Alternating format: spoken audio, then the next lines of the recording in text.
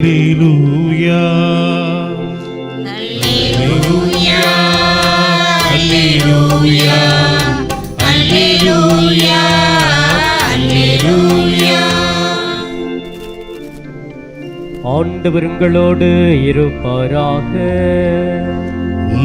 ஆன்மாவோடும் இருப்பாராக. மார்க்கு எழுதிய தூய நற்செய்தியிலிருந்து வாசகம்.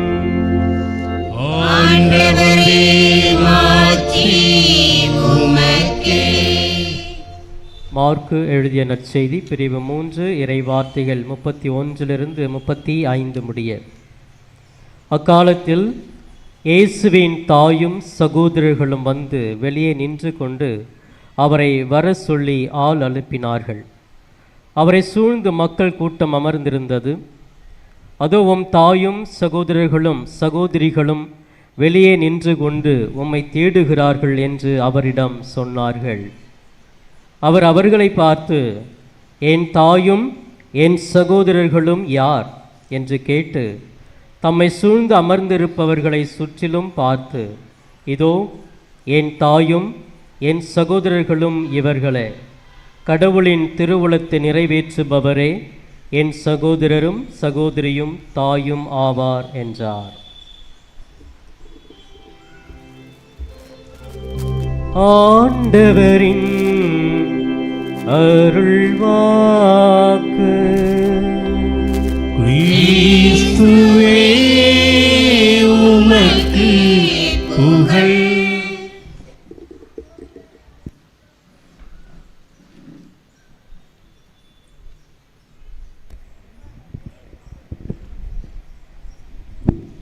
இயேசுவில் பிரியமானவர்களே, உங்கள் ஒவ்வொருவரையுமே மீண்டுமாக இந்த இறை பிரசன்னத்துக்குள் வரவேற்பதிலே மகிழ்கிறேன்.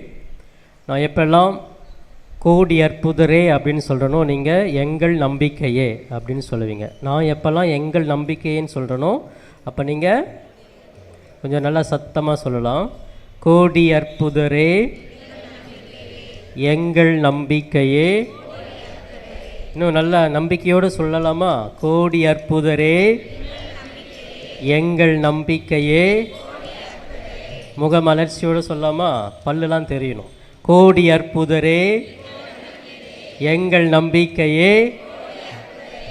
பிரியமானவர்களே, இன்றைய அனைத்து வாசகங்களினுடைய ஒரு மைய கருத்து அப்படின்னு நம்ம பார்த்தோம்னா, ஒரு விவாதம் அல்லது ஒரு பேட்டி, டிபேட் அப்படின்னு சொல்லுவாங்க இல்லையா?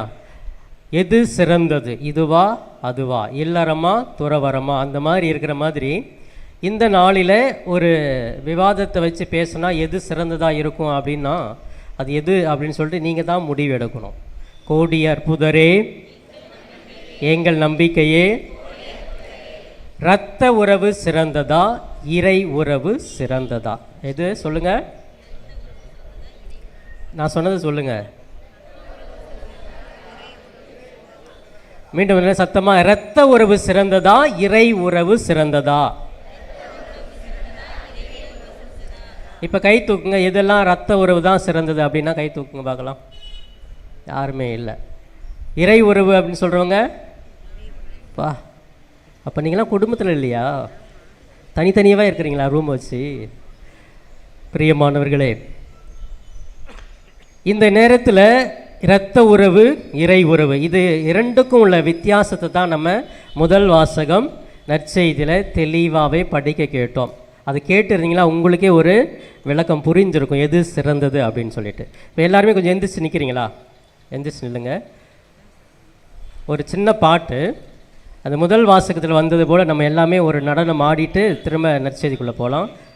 தாவீதை போல நடனமாடி ஆண்டவரை நான் துதிப்பேன்னு சொல்லிட்டு கையை வந்து நேராக தட்டக்கூடாது, ரைட்டு லெஃப்ட்டு அப்படின்னு திரும்பி திரும்பி அடிக்கணும். தாவீதை போல நடனமாடி அப்பாவை. முடிஞ்சால் சுற்றி சுற்றி கூட கை தட்டிக்கிட்டே வரலாம். உங்களுக்கு எப்படி ஃபீல் ஆகுதோ அந்த மாதிரி தாவீது எப்படி வந்து கடவுளுடைய அந்த பேழைக்கு முன்னாடி நடனம் ஆடினாரோ அந்த உணர்வோடு எல்லாருமே சேர்ந்து தாவீதை போல நடனமாடி அப்பாவை ஸ்தோத்தரிப்பே. தாவீதை போல நடனமாடி அப்பாவை ஸ்தோத்தரிப்பே. ஏசப்பா ஸ்தோத்திரம், ஏசப்பா ஸ்தோத்திரம், ஏசப்பா ஸ்தோத்திரம். வாய் திறந்து ஏசப்பா ஸ்தோத்திரம். காலரு தாவீதை போல நடனமாடி அப்பாவை ஸ்தோத்தரிப்பே. என்ன வந்தாலும் எது நடந்தாலும் அப்பாவை ஸ்தோத்தரிப்பே. என்ன வந்தாலும் எது நடந்தாலும் அப்பாவை ஸ்தோத்தரிப்பே. கைவிட்டு ஏசப்பா ஸ்தோத்திரம், ஏசப்பா ஸ்தோத்திரம், ஏசப்பா ஸ்தோத்திரம், ஏசப்பா ஸ்தோத்திரம். மீண்டும் தாவீதை போல நடனமாடி அப்பாவை ஸ்தோத்தரிப்பே. மீண்டும் தாவீதை போல நடனமாடி அப்பாவை ஸ்தோத்தரிப்பே. Praise the Lord. இயேசுவுக்கே புகழ். இயேசுவுக்கே புகழ். அனைவரும் அமருங்கள். ரொம்ப நன்றி. இப்போ தூக்கலாம் போயிடுச்சு இல்லையா? அந்த தாவீது எப்படி பேழைக்கு முன்னாடி ஆடினாரோ அந்த ஒரு உணர்வு. இது ஏன் நான் உங்களை எந்திரிச்சு இந்த பாட சொன்னேன் அப்படிங்கிறதுக்கு பிரசங்க முடிவில் உங்களுக்கு அதுக்கான விடை தெரியும். பிரியமானவர்களே, இரத்த உறவா இறை உறவா, எந்த உறவு எனக்கு தேவை? நீங்கள் நிறைய பேர் மறுதளிச்சிட்டிங்க. இல்லை இரத்த உறவுலாம் எங்களுக்கு தேவையில்லை, அப்பா அம்மா தேவையில்லை, அண்ணன் தம்பி தேவையில்லை, நான் மட்டும் தனியாக இருந்தால் போதும், கடவுள் கூட இருந்தால் போதும் அப்படிங்கிற ஒரு உணர்வு எல்லாருக்குமே இருந்து 2 பேர் மட்டும்தான் கை தூக்குனாங்க. எனக்கு ரத்த உறவு தான் முக்கியம். ஒருவேளை அவங்க மட்டும்தான் அந்த குடும்பத்தில் அவ்வளோ அட்டாச்சாக இருப்பாங்கன்னு நினைக்கிறேன். அவங்க கூட மனைவி கூட சண்டையாக வந்ததுன்னு நினைக்கிறேன், பிள்ளைங்க கூட சண்டையாக இருந்ததுன்னு நினைக்கிறேன். எல்லாமே கேட்குறதெல்லாம் குடும்பத்தில் நடந்திருக்கும். அதனால தான் 2 பேர் மட்டும் கை தூக்கியிருக்கிறாங்க. எனவே அந்த 2 பேருக்கு மட்டும் உற்சாகமாக கை தட்டலாமா? கோடி அற்புதரே, எங்கள் நம்பிக்கையே. இந்த பிரசங்கத்தில் நீங்கள் எதுவுமே மைண்டில் வச்சுக்க வேணாம். 3 பேர் மட்டும் ஞாபகத்தில் வச்சுட்டு போனாலே போதும். அதுதான் என்னுடைய முக்கியமான ஒரு குறிக்கோள். பேர் வந்து தாவீது, 2வது இயேசு, 3வது அந்தோனியார். யார்? இந்த 3 பேருக்கும் உள்ள ஒரு ஒற்றுமையை பற்றி தான் இந்த நாளில் நான் பிரசங்கமாக நான் பார்க்க போகிறோம். பிரியமானவர்களை, இறை உறவு அல்லது இரத்த உறவு, இது 2க்கும் உள்ள வித்தியாசத்தை மட்டும் நான் உங்களுக்கு சொல்கிறேன், புரிஞ்சுக்கலாம். இது யாருடைய மனதை புண்படுத்துறது கிடையாது. இதுதான் யதார்த்தம். இறை உறவு அப்படின்னு சொல்கிறது வேறு, இரத்த உறவுங்கிறது வேறு. இன்றைக்கி எல்லாமே நம்ம குடும்பத்தில் கணவன் மனைவி பிள்ளைகள் மாமன் மச்சான் கொழுந்தன கொழுந்தியா அந்த மாதிரி எல்லாமே இருக்கிறாங்க. அந்த உறவுகளோடு நம்ம இன்றைக்கி இருக்கிறோம். இந்த உறவு நமக்கு தேவை. கடவுள் அதனால தான் ஆணை தனியாக படைக்கலை, தன் துணையே ஒரு பெண்ணை படைக்கிறாரு. குடும்பம் ஒரு சமுதாயத்தோடு சேர்ந்து இருக்கணும் அப்படிங்கிற உணர்வு கடவுளுடைய திட்டம் இது. அப்போ மனிதர்கள் மற்றவர்களோடு சார்ந்து இருக்கணும், யாருமே தனியாக இருக்கக்கூடாது என்பது கடவுளுடைய திட்டம். ஆனாலும் அப்படி சார்ந்து இருக்கிற மனிதனை கடவுளே பிரிக்கிறார். நிறைய இடத்துல நம்ம பார்க்கலாம். அப்போ நற்செய்தியில் கூட ஆண்டவர் அழகாக சொல்லுவார், உன் மாமியா மருமகளுக்கு எதிராகவும், மருமகள் மாமியாருக்கு எதிராகவும், தந்தை மகனுக்கு எதிராகவும், மகன் தந்தைக்கு எதிராகவும் இப்படி பிரிவினை உருவாகும். இன்றைக்கி அதே போல் ஒரு ஷாக்கு அப்படின்னா என்னென்னா, யார் என்னுடைய தாய் தந்தை? அன்னை மாதிரியா வந்திருக்கிறாங்கப்பா, அவங்க சகோதரராக வந்திருக்கிறாங்க. இந்த கேள்வி நமக்கு நிறையா முறை ஒரு ஸ்ட்ரைக் ஆகும். ஆமாம், இயேசுவே சொல்லிட்டார் தாய் தேவை இல்லை அப்படின்னு சொல்லிட்டாரு. ஏன் இந்த கத்தோலிக்க திருச்சபையில் மட்டும் மாதாவை தூக்கி வச்சுட்டு இருக்கிறாங்க? அவங்களாம் தாய் இல்லைன்னு சொல்லிட்டாரே அப்படிங்கிற ஒரு கேள்வி கூட நமக்குள்ளே வரலாம். இது நம்ம ஆழமாக சிந்திக்காத போது தான் இந்த மாதிரி ஒரு எண்ணங்கள் வரும். அப்போ இயேசுடைய சகோதரர்கள் வந்தாங்களே, யார்? அப்போ இயேசுக்கு இன்னும் பிள்ளைலாம், மாதாவுக்கு இன்னொரு பிள்ளை பிறந்தாங்களா அப்படிங்கிற ஒரு கேள்வியும் ஒரு மாதிரி திங்க் பண்ணுறவங்களாம் இருக்கிறாங்க. இதெல்லாம் நம்ம ஓரம் கட்டிட்டு இந்த இரத்த உறவில் என்னென்ன பிரச்சனை இருக்குதுன்னு மட்டும் நம்ம யோசிக்கலாம். இது உளவியல் சார்ந்த விதத்தில் நம்ம பார்க்கலாம். கோடி அற்புதரே, எங்கள் நம்பிக்கையே. இரத்த உறவு அப்படின்னு சொன்னாலே எனக்கு தாய் தந்தை பாசம் எல்லாம் தேவை தான், உணர்வுகள் தேவை, குடும்பம் தேவை. ஆனாலும் இது இறுதி வர நிலைச்சிருக்கிறது. நல்லா பாருங்கள், உங்கள் குடும்பத்தில் ஏன் அப்பா ஏன் அம்மா என்னுடைய அண்ணன் தம்பி அப்படி உணர்வு இன்னைக்கு இருந்துச்சுன்னா ஏன் வந்து ஒரு சின்ன சின்ன பிரச்சனை வந்தால் கூட திடீர்னு பிரிஞ்சிடுறோம். அந்த பிரிவு பல ஆண்டுகளாக இருக்குது. 10 வருஷமாக அம்மாவும் பிள்ளையும் பேசாமல் இருக்கிறாங்க, 20 வருஷமாக அண்ணனும் தம்பியும் பேசாமல் இருக்காங்க, 30 வருஷமாக அக்காவும் தங்கச்சியும் பேசாமல் இருக்கிறாங்க. ஆனால் இதுக்கு முன்னாடி எல்லாம் குடும்பத்தில் ஒன்றா இருந்தவங்க தான். ஏன் இப்படி வருது? ஏன் அப்படி பிரிஞ்சு போயிடுறாங்க? அப்போ உறவு, இரத்த உறவு என்றாலே ஏதாவது ஒன்றை சார்ந்து இருக்கிறோம், ஏதாவது ஒரு ஆதாயத்துக்காகத்தான் நம்முடைய உறவானது இருக்கிறது. இன்றைக்கி அப்பா அம்மா இருக்கிறாங்க, பிள்ளைய வளர்க்குறாங்க, நல்ல பிள்ளை வளர்ந்து கல்யாணம் பண்ண உடனே அந்த மகன் நினைக்கிறான் எனக்கு அப்பா அம்மா தேவையில்லை, ஏன் இனி அவங்க நான் சார்ந்து இருக்க தேவையில்லை, எனக்கு அவங்களால எந்த ஒரு ஆதாயமும் இல்லை, அதனால் அடிக்கிறது, மிதிக்கிறது, ரோட்டில் தள்ளி விடுறது, முதியோர் இல்லத்தில் போய் விடுறது நடக்குது, குடும்பங்கள் நடக்குது. அப்போ ஏதோ ஒரு ஆதாயத்துக்காக தான் அந்த சின்ன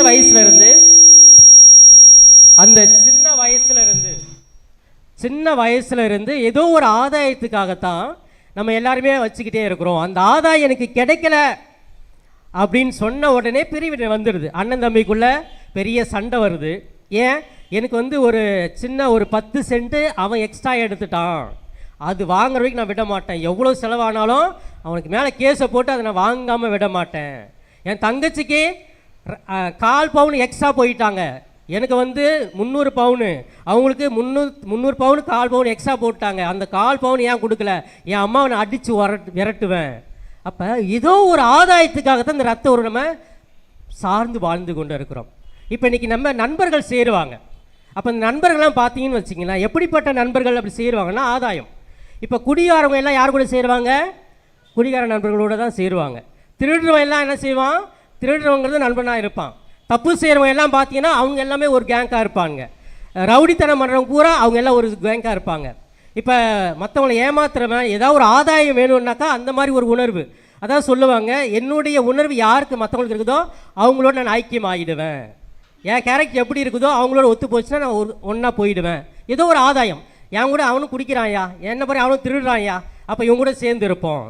ஆனால் யார் ஒருத்தர் நீதிமானா நேர்மையாக இருக்கிறாங்களோ அவங்களுக்கு ஃப்ரெண்ட்ஸே இருக்க மாட்டாங்க. இந்த டிராஃபிக் ராமசாமி பார்த்துருக்கீங்களா?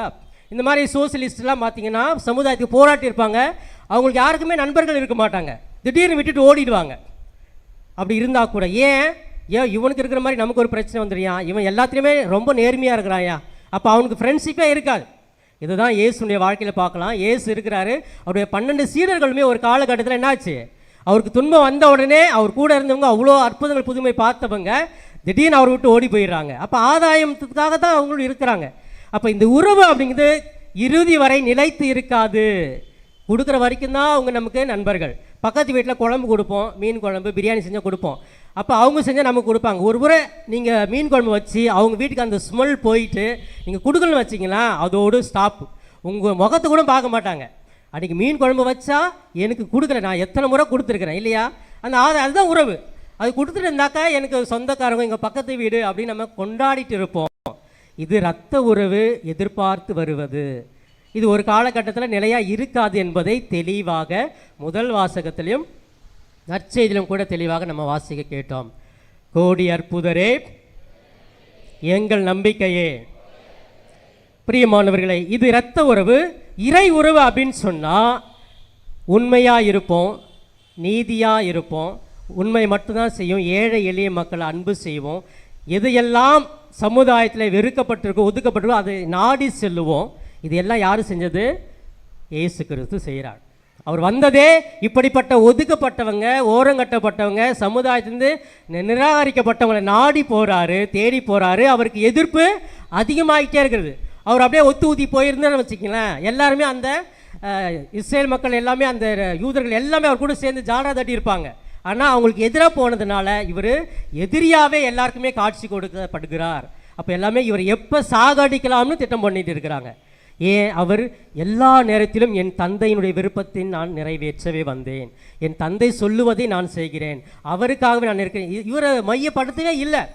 இல்லை எங்கள் அம்மா சொன்னாங்க அதுக்காக நான் செய்கிறேன், எங்கள் அப்பா சூசியாப்பர் சொன்னார் நான் அதுக்காக செய்கிறேன்னு சொன்னாரா? இல்லை, என்னுடைய தந்தையினுடைய விருப்பத்தை நிறைவேற்றவே நான் வந்தேன். அப்போ ஒரு புதிய அடையாளத்தை இயேசு கிறிஸ்து இந்த இடத்துல பதிவிடுகிறார். எனக்கு தாய் இல்லை, இரத்த உறவு இல்லைன்னு சொல்லலை, அந்த உறவை எப்படி நான் பயன்படுத்துவது, எதற்காக பயன்படுத்துவது, எந்த அளவில் இரத்த உறவை பயன்படுத்துவது என்கிற ஒரு தெளிவான சிந்தனையை இயேசு கிறிஸ்து இங்கே முன்வைக்கிறாரு. இது நிறைய பேர் புரிஞ்சிக்காம வேற மாதிரி புரிஞ்சுக்கிறாங்க. அப்போ இயேசு இங்கே ஒரு புதிய குடும்பத்தை அறிமுகம் செய்கிறார். யாரெல்லாம் கடவுளுடைய திட்டத்தை நிறைவேற்றுகிறார்களோ அவர்களே என்னுடைய தாய், சகோதரன், சகோதரி. கோடி அற்புதரே, எங்கள் நம்பிக்கையே. எனவே இறைவனுடைய திட்டத்தை, இறைவனுடைய குடும்பத்தில் இருப்பதற்கு நிறைய தியாகம் வேண்டும். நான் ஆன்மீகத்தில் இருக்கேன்னு சொல்லிட்டு கோயிலை பார்த்து வணங்கிட்டு போயிட்டா அது ஆன்மீகம் இல்லை. உங்களை இழக்கணும், ஒரு மனிதனை மனிதனாக பார்க்கணும், நல்ல வார்த்தைகளாக பேசணும், உங்கள் முகத்தில் அந்த பொலிவு தெரியணும். அப்படிப்பட்ட நல்ல உணர்வுகள் இருந்தால் தான் நம்ம ஆன்மீகத்தில் அல்லது இறை உறவில் இருக்கிறோம் என்று அர்த்தம். அந்த இறை உறவு ஒவ்வொரு நாளும் நமக்கு சவால்களை கொடுத்து கொண்டே இருக்கும். ஒரு நாள் மட்டும் நான் பக்கத்து வீட்டில் பேசினா போதும், ஒரு நாள் மட்டும் கோயிலுக்கு போனால் போதும், தொடர்ந்து செய்து கொண்டே இருந்தால்தான் அந்த இறை உறவில் நிலைத்திருக்க முடியும். அந்த இறை உறவில் இருப்பவர்களுக்கு அவங்க முகத்தில் பார்த்தீங்கன்னா கிரேஸ்ஃபுல்லாக இருக்கும். அவங்க அப்படியே முகம் கலகலப்பாக இருப்பாங்க, மகிழ்ச்சியாக இருப்பாங்க. எவ்வளோ துன்பம் வந்தாலும் கடவுள் பார்த்துக்குவார் அப்படிங்கிற ஒரு நம்பிக்கை அவங்க முகத்திலே தெரியும். எதை பற்றியும் டென்ஷன், அந்த ஷார்ட் டெம்பர் வருதுன்னு சொல்லுவோம் இல்லையா, அந்த மாதிரி சடா எதுக்கு எடுத்தாலும் சின்ன சின்ன அற்ப செய்திகளாக வந்து கோவப்பட்டு இருப்போம். அந்த மாதிரிலாம் அவங்களுக்கு வராது. ஏன்னா அவர்கள் ஆன்மீகத்தில் இருக்கிறாங்க, இறை உறவுக்குள்ளே இருக்கிறாங்க. இவங்களுக்கெல்லாம் யார் தெரியுமா சொந்தக்காரங்களாம்? அந்தோனியார் தான் அவங்களுக்கு மாமா, சூசியாப்பர் தான் அவங்களுக்கு மச்சான். அது மாதிரி ஒவ்வொரு புனிதர்கள், அன்னை மரியாதை அவங்களுக்கு மாமியாவாக இருக்கலாம். இந்த மாதிரி உறவுகள், அவங்க உறவு, இறை உறவுகளுக்கெல்லாம் புனிதர்கள் எல்லாமே அவர்கள் உறவு வட்டத்துக்குள் வருவாங்க. அவருடைய நல்ல பண்புகளை உள்வாங்கி நல்ல குணங்களை மற்றவரோடு பகிர்ந்து கொள்வார்கள். கோடி அற்புதரே, எங்கள் நம்பிக்கையே. இன்றைக்கி அந்தோனியாருடைய திருத்தலத்தை நாடி வந்திருக்கோம். இந்த அந்தோனியார் எனக்கு யார்? அவர் வந்து புதுமை செய்கிறவர் மட்டுமா, இல்லை எனக்கு மாமாவா, இல்லை அண்ணனா, தம்பியா? அந்த உறவோடு நீங்கள் ஐக்கியப்படுத்தி அவர்கிட்ட வந்து பாருங்களேன், உங்களுக்கு வேறு மாதிரி ஒரு உணர்வு வரும். இயேசுவை ஒரு உறவை வச்சு பார்த்து வாங்கலாம், அன்னை மரியாதை ஒரு உறவோடு வந்து உறவை வச்சு பார்த்து பாருங்களேன், உங்கள் வாழ்க்கையில் பெரிய மாற்றங்கள் வரும். இதுதான் இறை உறவு. இந்த மாதிரி ஒரு குடும்பத்தை இறைவன் உருவாக்க நினைத்தார். இன்னைக்கு முதல் வாசகத்தில் 2 சாமுவேல் 6ஆம் அதிகாரத்தில் படித்தோம் இல்லையா, சாமுவேல் வந்து அந்த நற்கருணை அந்த ஆண்டவருடைய பேழைக்கு முன்பாக நடனம் ஆடினார். அவருடைய மனைவி என்ன செய்கிறாங்க, பார்த்து பொறாமப்பட்டு திட்டுறாங்க அவரை. யோ உள்ளே வர சொல்லியா, ஒரு அரசையா, அவங்க போய் அப்படி ஆடலாமா? ஏன்னா இவங்களுக்கு அந்த பதவி முக்கியம், இரத்த உறவு முக்கியம். ஆனால் அவருக்கு அந்த கடவுள் இறை உறவு முக்கியம். அதனால் கடவுள் முன்பாக நான் எல்லாவற்றையும் இழந்து ஆடுகிறேன், அவரை புகழ்ந்து பாடுகிறேன் அப்படின்னு சொல்லிட்டு அந்த இறை உறவுக்குள்ள போனதுனால அவர் எல்லாத்தையுமே மறந்துட்டார். ஒரு காலகட்டத்தில் அவர் உடை எல்லாமே கலைஞ்சு போனதா ஆடிட்டு இருந்தாராம். அந்த அளவுக்கு இறை உறவோடு கலந்ததுனால எதுவுமே ஞாபகம் இல்லாமல் போனது. இதுதான் இறை உறவினுடைய அடிப்படை நோக்கமாகவே இருக்கிறது. ஆம் பிரியமானவர்களே, இயேசு இந்த நற்செய்தியில் சொல்லுவது, யாரெல்லாம் என்னுடைய அல்லது கடவுளுடைய திட்டத்தை நிறைவேற்றுகிறார்களோ அவர்களே ஏன் தாயும் சகோதரனும் சகோதரியும் அப்படிங்கிற ஒரு வார்த்தை இன்னைக்கு நமக்கும் கொடுக்கப்படுகிறது. எனவே யாரெல்லாம் இறைவனோடு இணைந்து இருக்கிறார்களோ அவங்களுக்கு மட்டும்தான். இதை விவிலியத்தில் சில இடங்களை நம்ம பார்க்கலாம். 1 சாமுவேல் 15ஆம் அதிகாரம் 22வது வசனத்திலே, பலிகளை அல்ல கீழ்ப்படிதலையே விரும்புகிறேன், அதுதான் கடவுள் விரும்புகிறார். அப்போ பலி கொடுத்து நம்ம வந்து கடவுளுக்கு இது செஞ்சுட்டு போயிட்டா போதாது, கீழ்ப்படிதல் மிக முக்கியம். அந்த கீழ்ப்படிதல் இருந்ததுனால தான் தாவீது தன்னை முழுமையாக மனிதனாக ஏற்றுக்கொண்டு நடனமாடினார். அப்போ அந்த ஒரு கீழ்ப்படிதல் என்பது இறை உறவுக்கு தேவை. அந்த கீழ்ப்படிதல் இரத்த உறவுக்கு தேவையில்லை. நீ என்ன சொல்கிறது, நான் என்ன செய்கிறது, நேற்று முளைச்ச காளானி முளைச்சி 2 இலை வரல, நீ என்ன கேள்வி கேட்குறியா, இந்த மாதிரிலாம் சொல்லுவோம் இல்லையா, அதில் கீழ்ப்படிதல் வராது. ஆனால் இங்கே இறை உறவில் கீழ்ப்படிதல் மிக மிக முக்கியம். கடவுளை மேன்மைப்படுத்தி நாம் தாழ்ந்து இருக்க வேண்டும். அடுத்ததாக 2ஆம் திருப்பாடல் 40:8 படிக்கிறோம், அவருடைய திட்டத்தை நிறைவேற்றுவதே எனது மகிழ்ச்சி என்று திருப்பாடல் ஆசிரியர் புகழ்ந்து பாடுவார். கடவுளின் திட்டத்தை நிறைவேற்றுவது தான் எனக்கு பெரிய மகிழ்ச்சி கொடுக்கிறது. அப்போ கடவுள் என்ன நினைக்கிறோம் அதை நான் நிறைவேற்றினா எனக்கு உண்மையான மகிழ்ச்சி வரும். இதே லூக்காஸ் நற்செய்தி 11ஆம் அதிகாரம் 28வது வசனத்தில் அழகாக படிக்கிறோம், எனது வார்த்தையை கேட்டு அதன்படி நடக்கிறவர் பேறு பெற்றவர், எனது வார்த்தையை கேட்டு அதன்படி நடப்பவர் பேறு பெற்றவர். அப்போ நம்ம பேறு பெற்றவராக இருக்கணும் அப்படின்னா கடவுளுடைய வார்த்தையை கேட்கணும், அதன்படி வாழ வேண்டும். இதே ரோமையர் எழுதிய திருமுகம் 12ஆம் அதிகாரம் 1வது வசனத்தில் இவ்வாறு தூய பவுல் சொல்வார் ரோமையர் நகர மக்களுக்கு, கோடி அற்புதரே, எங்கேயோ போயிட்டீங்களா, கோடி அற்புதரே எங்கள் நம்பிக்கையே. ரோமையர் எழுதிய திருமுகம் 12ஆம் அதிகாரம் 1வது வசனத்திலே தூய பவுல் அழகாக ரோமை நகர மக்களுக்கு சொல்லுகிறார், அன்பானவர்களே, உங்கள் உடலானது உயிருள்ள பலிபீடமாக மாறட்டும், அதுவே சிறந்த ஆராதனை. உடல் உயிருள்ள பலி பொருளாக மாறட்டும். நான் ஒரு கோழியை கொடுத்தேன், ஆட்டை கொடுத்தேன், ஒரு 200 ரூபாய்க்கு ஆப்பிள் வாங்கி வந்து கொடுத்தேன், இந்த பலி இல்லை. உங்களுடைய உடல் ஒரு பலி பீடமாக பலியாகவே மாறட்டும், அதுவே சிறந்த ஆராதனை. அதுதான் இறை உறவினுடைய நோக்கம் என்று நாம் புரிந்து கொள்ள வேண்டும். எனவே நான் கொடுப்பது, ஆராதிப்பது, என்னை முழுமையாக கடவுளிடம் கொடுத்து ஆராதிக்கிற பொழுது இறைவனுடைய பிள்ளையாக இறை குடும்பத்தில் நான் சேருகிறேன். அன்பானவர்களே, இந்த நற்செய்தியெல்லாம் தியானித்து நான் 3 பேரை ஞாபகத்தில் வச்சுக்க சொன்னேன். யார் அவங்க? இன்னொரு முறை சத்தமா. இது நான் திரும்ப விளக்க தேவையில்லை, உங்களுக்கே புரியும். தாவீது ஒரு பெரிய அரசன், அவ்வளோ செல்வங்கள் உண்டு, படைபலம் உண்டு, எல்லா பலமும் உண்டு. தன்னை தாழ்த்தி கடவுள் முன்பாக கடவுள் தான் உயர்ந்தவர் என்று நடனமாடினான். அதுதான் இறை உறவு.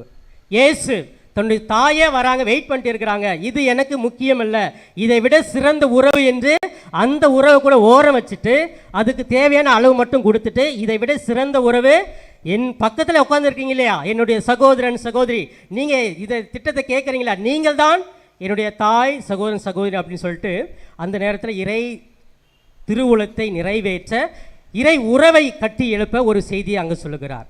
கோடி அற்புதர் பதுவை அந்தோனியார், வசதியான குடும்பம், அவர் வாழ்க்கை வரலாறு தெரியும், நல்லா படித்தவர், அந்த சபையிலே அதிகமாக படித்தவர் அவர் தான், நல்ல திறமை வாய்ந்தவர், நல்லா பேசக்கூடியவர். ஆனாலும் அவருக்கு பெரிய பெரிய பதவிகள் கொடுக்கப்படலை, சாதாரணமான ஒரு பணியை செய்கிறாரு.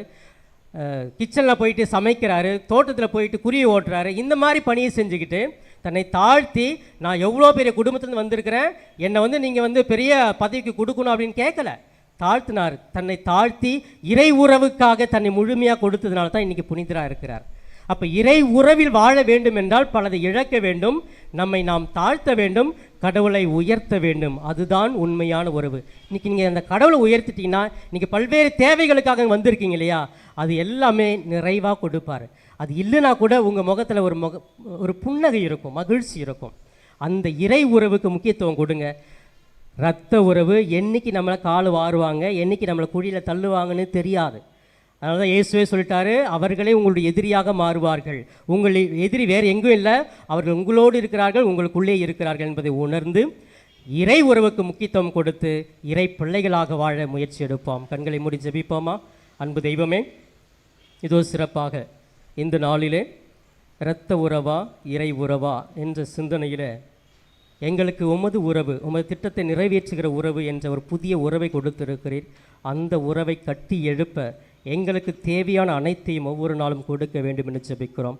இங்கே கூடியிருக்கும் ஒவ்வொருவரையும் நீர் உமது தூய ஆவியால் வழிநடத்தி தாங்கிக் கொண்டு உமுக மலர்ச்சியோடு மகிழ்ச்சியோடு வாழ கிருபை செய்வீராக.